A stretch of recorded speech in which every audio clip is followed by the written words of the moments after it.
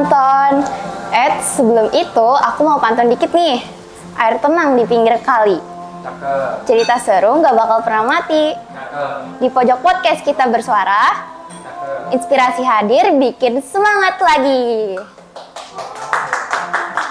Kenalin, aku Ayu dan selamat datang lagi di Pojok Podcast. Gak kerasa ya, sekarang udah episode terakhir Pojok Podcast nemenin kalian. So far gimana guys podcastnya? Semoga kalian tetap suka dengerin ya. Tapi di kesempatan kali ini kita bakalan sharing kisah inspiratif dari tamu spesial yang kita undang secara eksklusif. Siapa nih? Kelihatannya topiknya bakal jadi seru banget ya. Tanpa berbasa-basi lagi, kita hadirkan tamu spesial kita, Ramadhani Abdillah. Halo. Halo. Iya. Sebelum itu, izin dulu Kak. Oke. Boleh saya panggil dengan sebutan apa nyamannya? Kak Dani, Om Dani, atau Bapak Dani? Kalau Om kayaknya terlalu hot banget ya. Jadi Kak aja deh. Kak Dani. Iya. Oke. Jadi, kalau gitu saya lanjutin ya obrolannya. Pertama, saya mau nanya nih. Bisa ceritain dikit nggak tentang latar belakang Kak Dani? Latar belakang apa nih? Tentang gimana nih? Apa aja latar belakang Soal kehidupan atau apa gitu? kehidupan di mana Kak Dani memulai karir mungkin? Oh, Ya. kalau sebenarnya sebelum memulai karir ya, Ya. kita itu udah pernah ikut kerja waktu masih sekolah. Jadi kelas SD itu pernah ikut kerja sama orang tua. Orang tua sambil bantu juga. Dulu orang tua itu kerja bungkusin kapur. Bungkusin kapur. Kadang kita juga bantu.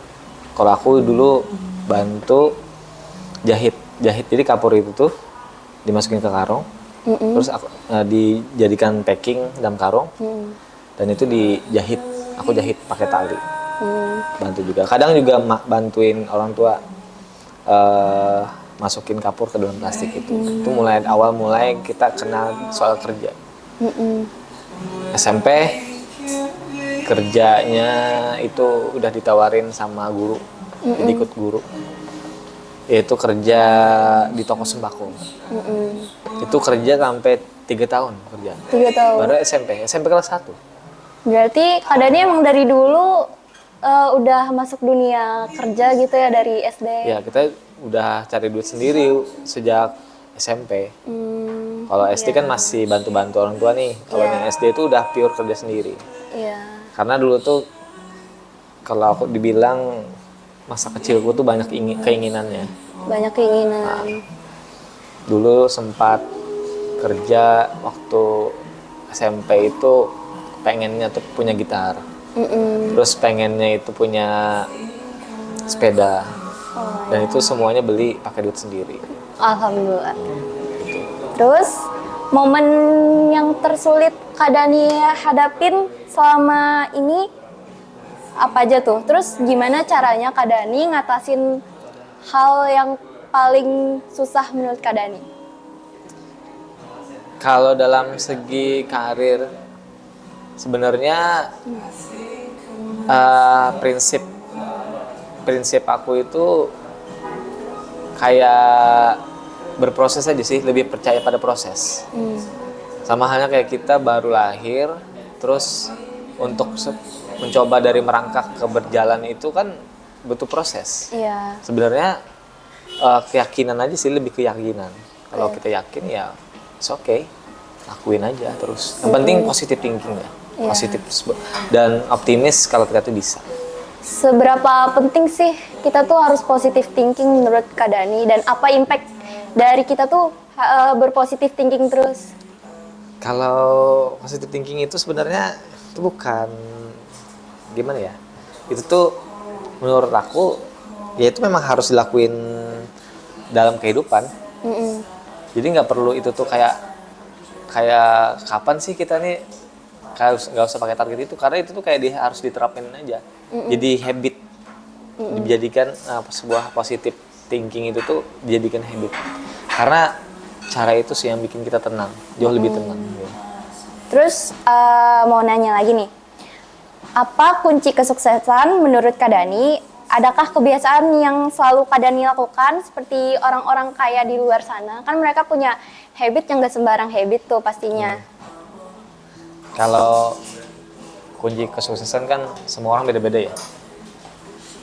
Ada yang memulai harinya dari hal-hal kecil dulu, membiasakan dirinya dari hal-hal kecil, misalkan bangun pagi, atau misalkan olahraga. Tapi ada juga yang berbeda juga. Kalau kita kan masih dalam mencapai kesuksesan nih. Sebenarnya kalau saya sendiri belum benar-benar sukses, belum benar-benar sukses, masih merasa bahwa kesuksesan itu masih dalam proses pencapaian. Tapi habit yang kita biasakan itu lakukan itu adalah kita yakin kalau kita tuh bisa. Kalau bahkan ada orang bilang kalau orang lain bisa kenapa kita enggak. Sebenarnya itu tuh mulai hal-hal kecil juga. Misalnya contoh, kita punya target apa sih yang pengen kita target. Misalkan kita pengen kuliah misalkan. Kita harus kuliah, tapi kita permasalahannya apa? Ketika kita tahu permasalahannya adalah contohnya masalah finansial, kita harus kerja. Jadi semua itu ada solusinya juga. Harus ada solusinya. Harus ada solusinya. Jadi apa yang kamu inginkan, kamu tulis, kamu targetkan, kamu cari solusinya gimana. Gitu. Terus gimana perasaan Kak Dani melihat pencapaian yang Kak Dani capai sekarang? Terus siapa orang yang paling berperan dalam hidup Kak Dani? Kalau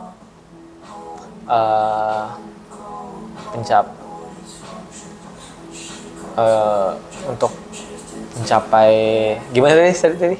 Perasaan Kak Dani di kehidupan yang sekarang dengan pencapaian yang ada, udah sukses, dibilang udah berkarir di dunia desain dan jersey, terus jadi manajer juga di perusahaan yang lumayan terkenal. Sebenarnya kalau perasaan sih kita ya pasti senang ya, karena kita ada perubahan, peningkatan.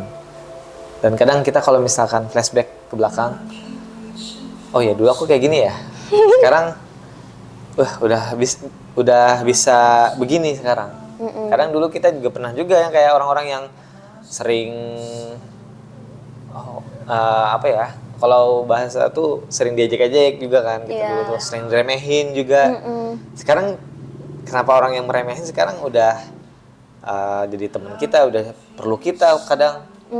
Bahkan kita di atas mereka juga kadang. Itu salah satu yang menurutku wah pencapaian yang luar biasa nih, ada proses-proses yang kita lewati udah. Dan bahkan orang yang berperan sekarang itu menurut aku dari dulu. Siapa? Orang tua sih. Orang tua. Yang kedua itu adalah guru. Guru Kak Dani siapa contohnya? Kalau setiap kali momen aku sekolah itu atau menempuh pendidikan pasti ada orang yang berperan. Dari SD itu ada guru yang membuat aku jadi bisa untuk bangkit. SMP ada guru inspiratif yang bikin aku bahwa kita tuh mencapai sukses itu mulai dari kerja keras. Ada guru dari SMP juga. Di SMA juga bahkan ada. Di organisasi juga ada. Jadi semua orang-orang itu kuanggap guru. Bahkan temen Kak Dani sendiri ada juga Kak yang menjadi gurunya Kak Dani, jadi teman yang suportif. Ada. Siapa? Kalau teman-teman itu kadang yang bikin aku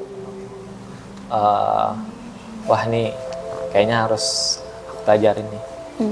Itu teman-teman, bahkan teman-teman kerja pun ada juga yang aku anggap dia tuh guru aku nih. Kadang harus belajar sama dia. Kenapa dia bisa mencapai ini duluan nih? Berarti aku harus mempelajari nih gimana caranya untuk mencapai progres itu. Gitu. Terus pesan apa yang pengen Kak Dani sampaikan ke para penggemar? Terus menurut Kak Dani ini pengen apa sih ke depannya, berharap apa gitu. Terus doa-doa apa yang pengen Kak Dani capai untuk teman, keluarga, atau pacar Kak Dani misalkan. Kalau misalkan pesan-pesan buat teman-teman, Yang pasti ini kan khususnya buat teman-teman yang suka males ya. Oh iya, saya itu contohnya. Kadang kita geram dengan orang-orang yang mager-mager itu ya. Jadi pesan-pesannya, apapun kondisinya ya kamu harus bergerak. Kalau kamu pengen sukses di masa akan datang, kamu harus kerja keras sekarang. Soalnya nanti usia kamu mumpung masih muda nih, ya habisin tenaganya sekarang. Sebelum nanti kalau udah tua, tenagamu habis, kamu baru kepikiran buat ngelakuin sesuatu. Iya. Jadi lakuin aja sekarang mumpung masih muda nih. Jangan dihabisin masa malesnya itu tuh dihabisin pas waktu, dinikmatin pas waktu udah tua. Iya, benar. Jadi gimana caranya nanti kamu udah tua, kamu tinggal nikmatin aja. Iya. Jadi kapan itu bisa kamu nikmatin? Ya kamu harus dari sekarang, harus kerja keras. Ada istilahnya juga Kak, kayak 5 years for paid, terus 50 tahun untuk kebebasan gitu. Jadi kita ngabisin 5 tahun buat rasa sakit dan kebebasan setelah kita 50 tahun, 5 tahun ke depan. Gitu. Itu yang harus dilakuin. Ya, terus harapan Kak Dani sendiri untuk diri sendiri dan orang di sekitar. Kalau aku sih buat harapan dan rencana aku juga ya. Boleh. Harapan itu ya aku bisa ngebahagiain yang pertama itu adalah orang tua ya. Pasti Itu udah itu. pasti. Karena siapa sih orang tua mana sih yang nggak punya keinginan buat anaknya sukses. Dan itu kan salah satu proses, kita berproses juga, dan orang tua selama ini selalu support sama kita. Kalau rencana aku ya menata manajemen lebih baik dulu, start manajemen dulu ya. Biar nanti ketika kita punya bisnis, usaha, atau proyek-proyek kita bisa nge-handle itu, ngebagi waktu itu, tapi kita semuanya bisa kerjain. Nah gitu. Itu planning aku sih sebenarnya. Iya. Self management dulu. Self management.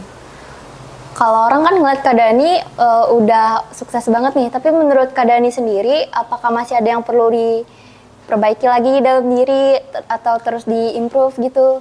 Selama umur saya masih belum 40-an ke atas ya, kayaknya belum benar-benar mencapai kesuksesan itu. Karena kesuksesan menurut pandangan saya adalah ketika saya bisa ngebahagiain dan ketika saya bisa nikmatin itu semua tanpa harus saya bekerja keras lagi. Iya, itu kesuksesan menurut saya. Itu. Oke. Saya ucapkan terima kasih sebanyak-banyaknya buat Kak Dani.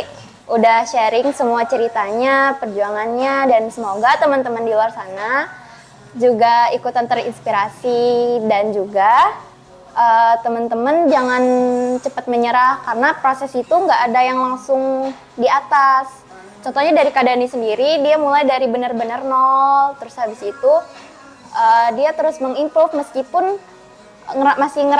meskipun dia udah ngerasa dirinya jago, tapi tetap ada rasa ingin improve dirinya gitu.